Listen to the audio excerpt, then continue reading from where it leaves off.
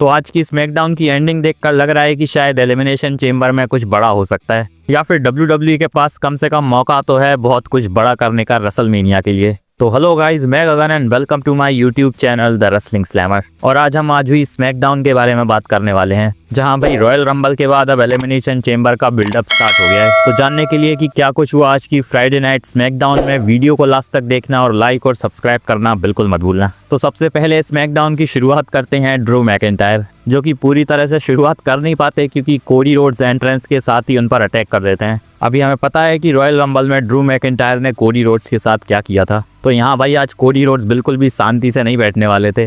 वैसे तो Drew McIntyre की शायद तबीयत से धुलाई होती, लेकिन सिक्योरिटी आकर कोडी रोड्स को रोक लेती है, जिसके बाद ड्रू मैकिंटायर को भगने का मौका मिल जाता है। लेकिन इसके बाद हमें कोडी रोड्स का एक फायरी प्रोमो देखने को मिलता है, जहां वो ड्रू मैकिंटायर से कह रहे थे कि भाई तुझे क्या लगता है, तूने जो रॉयल रंबल में किया उसके बाद तू शांति से एंट्री कर लेगा। और अब चीज़ें उतने आराम से नहीं होने वाली जितना ड्रू मैकिंटायर सोच कर बैठे थे, क्योंकि अब ड्रू मैकिंटायर कोडी रोड्स के मैटर में हाथ डाल रहे हैं। अभी ड्रू मैकिंटायर की वजह से कोडी रोड्स रेसलमेनिया साइन को पॉइंट आउट नहीं कर पाए और रेसलमेनिया के लिए उनका टिकट फाइनल नहीं हुआ है। तो यहाँ वो ये भी मेंशन कर रहे थे कि इतने टाइम बाद ऐसा मोमेंट आया है जब उनका रेसलमेनिया के लिए कोई मैच ही फिक्स नहीं है। लेकिन क्योंकि रोमन रेंस और सीएम पंक का मैच फिक्स हो गया है, तो भाई यहाँ वो उसे बहुत ज़्यादा हाइप कर रहे थे, जिसकी शायद ज़रूरत नहीं थी, क्योंकि रोमन रेंस और सीएम पंक ने कोडी रोड्स का नाम रॉ में मेंशन नहीं करा था। लेकिन इसके बाद वो फिर से ड्रू मैकिंटायर के ऊपर आते हैं, जहां उनका कहना था कि भाई तू रेसलमेनिया में भी नहीं जा पाएगा। अभी यहाँ से तो डन हो जाते हैं कोडी रोड्स, लेकिन इसके बाद हमें बैक स्टेज से फिर से निक ऑल्डिस के साथ वो देखने को मिलते हैं, जहाँ फिर से वो ड्रू मैकिंटायर की तलाश कर रहे थे उन्हें बचाने के लिए।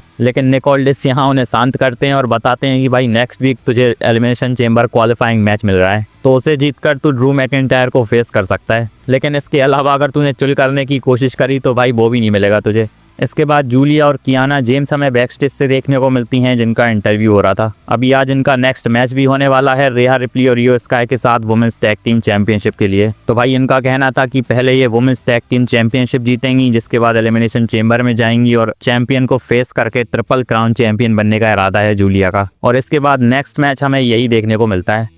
लेकिन मानना पड़ेगा भाई, रिया रिप्ली जहां भी एंट्री करती हैं उन्हें क्राउड की तरफ से बड़ा तगड़ा पॉप मिलता है। बाकी इसके बाद हमें ये मैच देखने को मिलता है जो कि बड़ा प्रेडिक्टेबल था और पता था कि क्या होने वाला है, जहां रिया रिप्ली और इयो स्काई मून सॉल्ट और रिपटाइड के साथ जूलिया को पिन करके मैच को जीत जाते हैं। नेक्स्ट इसके बाद हमें इलिया ड्रगनॉफ और मिस बैक स्टेज से देखने को मिलते हैं, जहां भाई दोनों ही यूएस टाइटल के लिए जाना चाहते हैं और यहाँ बस इनकी आर्ग्यूमेंट हमें दिखाई जा रही थी। जिसके बाद कार्मेलो हेस की एंट्री होती है, जो कि कहते हैं कि भाई वो इलिया ड्रगनॉफ को तो बाद में फेस करेंगे, लेकिन पहले वो मिस को फेस करना चाहते हैं। इसीलिए नहीं क्योंकि मिस चैंपियनशिप मैच डिजर्व करते हैं, लेकिन इसीलिए क्योंकि वो उन्हें बचाना चाहते हैं। जिसके बाद भाई नेक्स्ट मैच हमें कार्मेलो हेस और मिस का ही देखने को मिलता है। अभी ये मैच भी हमें ठीक ठाक सा ही देखने को मिलता है और यहाँ भी हमें पता था कि कौन जीतने वाला है। लेकिन इस मैच का फिनिश बड़ा अच्छा होता है, जहाँ मिस स्कल क्रशिंग फिनाले लगा रहे होते हैं कार्मेलो हेस को, लेकिन वो लग नहीं पाता और उसी मूवमेंट पर कार्मेलो हेस उसे फर्स्ट 48 में बदल देते हैं, जिसके बाद इजीली कार्मेलो हेस की विक्ट्री हो जाती है। नेक्स्ट इसके बाद हमें बो डैलस का प्रोमो दिखाया जाता है, जहां फिर से भाई वो सोलो सिक्वा को टारगेट कर रहे थे। यहाँ उनका कहना था कि भाई तूने हमारी लालटेन ले ली और हमें अंधेरे में छोड़ दिया,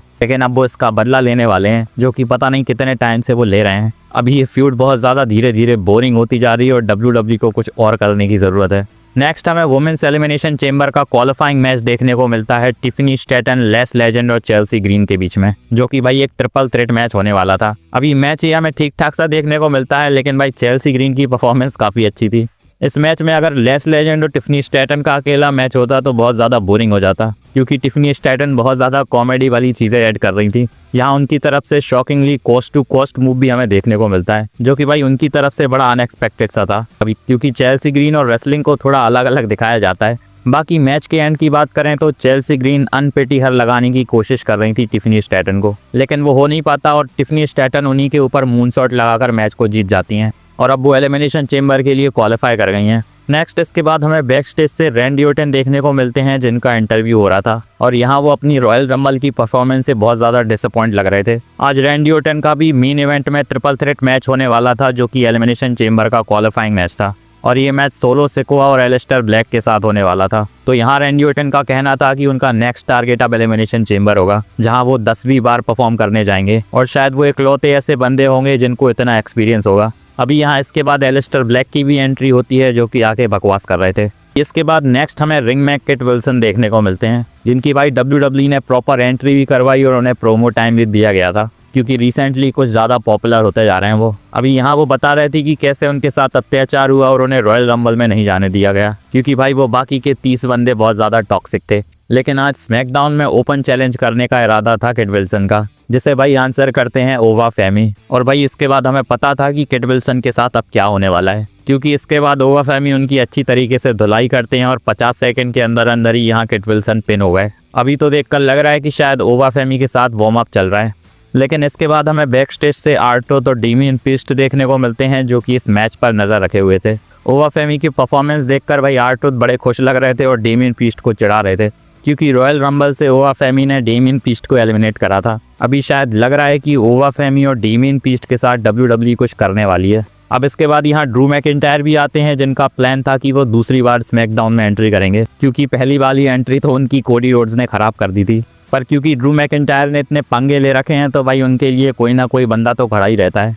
तो अब की बार जेकब फाटू की एंट्री होती है, जो कि ड्रू मैकिंटायर को रिंग में आने के बाद धो डालते हैं। अभी यहाँ जेकब फाटू की प्लानिंग तो शायद बहुत बुरी तरह से मारने की थी, लेकिन सिक्योरिटी आ जाती है और ड्रू मैकिंटायर को भागने का मौका मिल जाता है। इसके बाद बैक स्टेज से जेकब फाटू और निक ऑल्डिस हमें देखने को मिलते हैं और वही सेम टू सेम मूवमेंट हमें दिखाया जाता है, जो कि अर्लियर कोडी रोड्स के साथ हुआ था। ऐसा लग रहा था WWE ने बिल्कुल कॉपी पेस्ट करके दोनों सेगमेंट्स डाले हैं। यहाँ भी जेकब फाटू को नेक्स्ट वीक एलिमिनेशन चेंबर का क्वालिफाइंग मैच मिल गया है। शायद भाई कोडी रोड्स और जेकब फाटू एक ही मैच में होने वाले हैं नेक्स्ट वीक।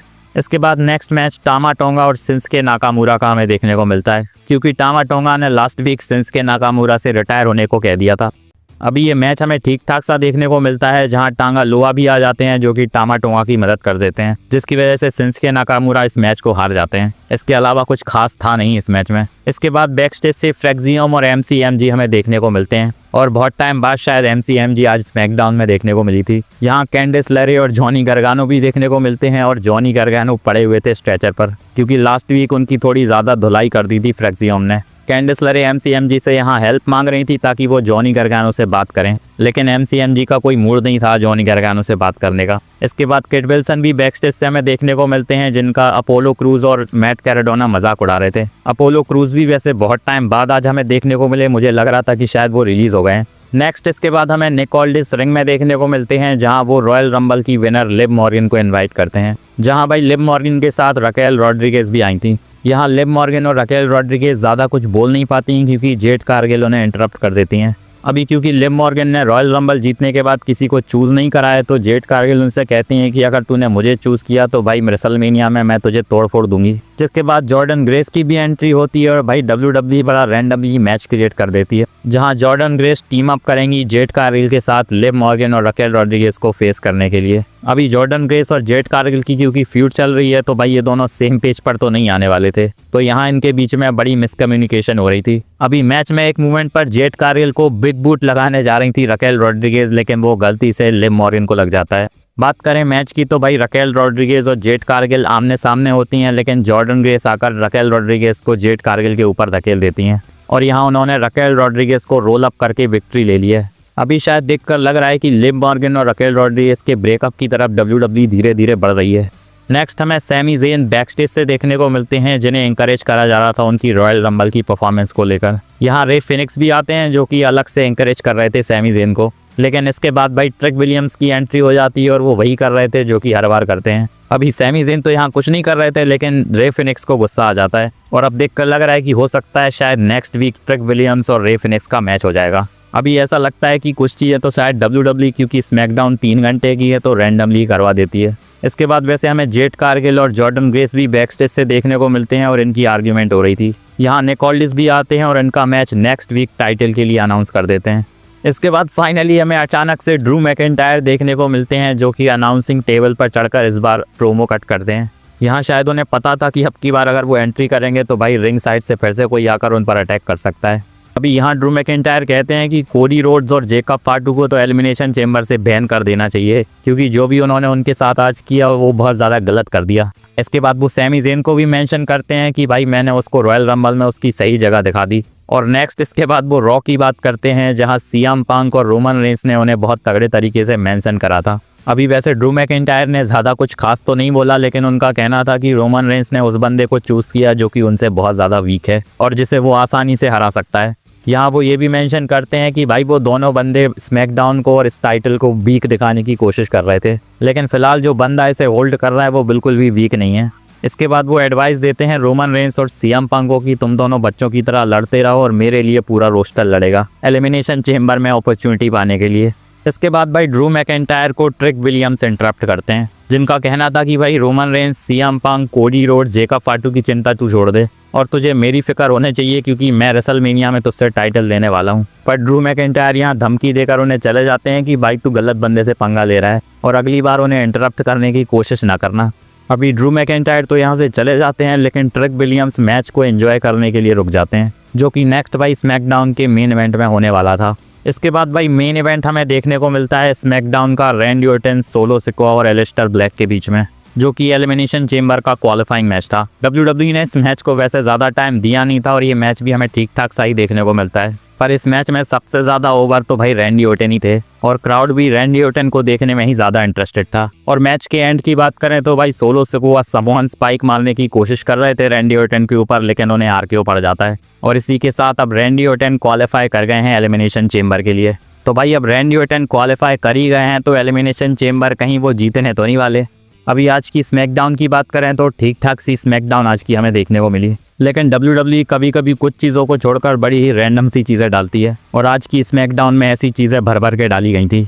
वैसे अभी WWE ने रिसेंटली ही अपने YouTube चैनल पर एक 4-5 मिनट का ब्लॉग डाला है जिसमें रोमन रेंस को फीचर करा गया है, जहां भाई उनकी रॉयल रंबल की थोड़ी जर्नी हमें दिखाई जा रही थी। लेकिन यहाँ शायद रोमन रेंस ने नेक्स्ट ईयर की रेसलमेनिया के लिए एक बहुत बड़ा स्पॉइलर दे दिया है। अभी पहले तो वो WWE को ट्रोल करते हैं कि भाई ये लोग मुझे भीख मांग के वापस लेकर आ गए, क्योंकि रोमन रेंस के बिना WWE का काम चलता नहीं है। जिसके बाद वो रॉयल रंबल जीतते हैं और उसके बाद वो कहते हैं कि नेक्स्ट ईयर रेसलमेनिया में भी कुछ ऐसा ही मोमेंट वो क्रिएट करने वाले हैं, क्योंकि नेक्स्ट रेसलमेनिया भी सऊदी अरेबिया से ही होगी। तो शायद रोमन रेंस यहाँ हिंट दे रहे हैं कि नेक्स्ट ईयर और भी कुछ ज़्यादा बड़ा होने वाला है। अभी भाई रूमर्स तो यही है कि रॉक और रोमन रेंस का मैच हमें नेक्स्ट ईयर देखने को मिल सकता है, तो कहीं रोमन रेंस इसी की हिंट तो नहीं दे रहे थे। वैसे अभी रेसलमेनिया 43 को होने में तो भाई बहुत ज़्यादा टाइम है और अभी रेसलमेनिया 42 ही नहीं हुई है, लेकिन रोमन रेंस के इरादे पक्के हैं कि नेक्स्ट ईयर भी वो रॉयल रंबल जैसा ही कुछ कमाल करके दिखाएंगे। वैसे यहाँ वो ये भी हिंट दे रहे थे कि अभी दूर दूर तक वो कहीं जाने नहीं वाले। बाकी वैसे ये मेरी वीडियो अच्छी लगी हो तो इसे लाइक और चैनल को सब्सक्राइब करना मत भूलना